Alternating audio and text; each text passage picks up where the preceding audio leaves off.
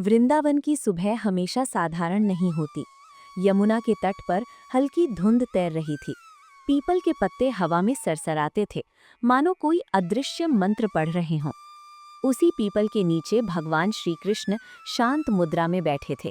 उनकी आंखें बंद थीं, पर चेहरा ऐसा लग रहा था जैसे वे सब कुछ देख रहे हों, भूत, वर्तमान और भविष्य। बांसुरी उनके हाथ में थी, पर तान अभी मौन थी। गांव में हलचल थी, पर उत्सव थी नहीं, चिंता की। खेतों में दरारें पड़ चुकी थीं, कुओं का जल नीचे चला गया था। स्त्रियां घड़े लिए सूखे कुओं के पास खड़ी थीं और पुरुष माथा पकड़े बैठे थे। सबकी निगाहें दूर पीपल के नीचे बैठे कृष्ण पर थीं।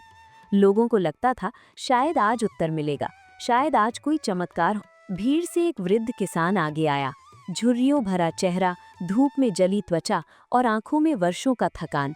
कांपते स्वर में उसने कहा, प्रभु, हमने पूजा की, व्रत किए, नियम निभाए, फिर भी हमारे जीवन में केवल कष्ट क्यों है? ये प्रश्न अकेले किसान का नहीं था, पूरे गांव की पीड़ा उसमें समाई। कृष्ण ने आंखें खोली। उनके होठों पर हल्की मुस्कान थी, न उपहास न दया, बस गहरी समझ। उन्होंने कुछ नहीं कहा। पास पड़ी मिट्टी की एक पुरानी हांडी उठाई। हांडी हल्की थी, खाली। लोग एक दूसरे का मुंह देखने लगे। प्रभु, क्या समझाना चाहते हैं? मौन और गहरा हो गया। कृष्ण ने हांडी में थोड़ा जल डाला, इतना कम कि कोई उसे जल भी न माने। फिर पास खड़े एक छोटे बालक को बुलाया, उसके सिर पर हाथ रखा और बोले, इस हांडी को खेत तक ले जाओ, रास्ते से मत घबराना। बालक ने श्रद्धा से सिर हिलाया। बालक चल पड़ा। हांडी से जल की बूंदें टपकने लगी। रास्ता लंबा था। कुछ लोग हंसे, इतने से पानी से क्या होगा?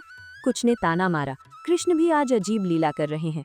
पर बालक चलता रहा, बिना रुके, बिना प्रश्न। खेत पहुंचकर कृष्ण ने कहे अनुसार हांडी उलट दी। जमीन वैसी ही सूखी रही, कोई हरियाली नहीं, कोई चमत्कार नहीं। लोगों की आशा टूट गई। कुछ ने सिर झुका लिया, कुछ गुस्से में लौटने लगे। आज भी कुछ न। कृष्ण ने लोगों को रोका। उनका स्वर शांत था पर दृढ़। बोले, आज नहीं, कल सुबह यहाँ आना। लोग चकित थे। दुख में डूबे मन प्रतीक्षा नहीं चाहते, पर कृष्ण की आंखों में ऐसा विश्वास था कि सब रुके।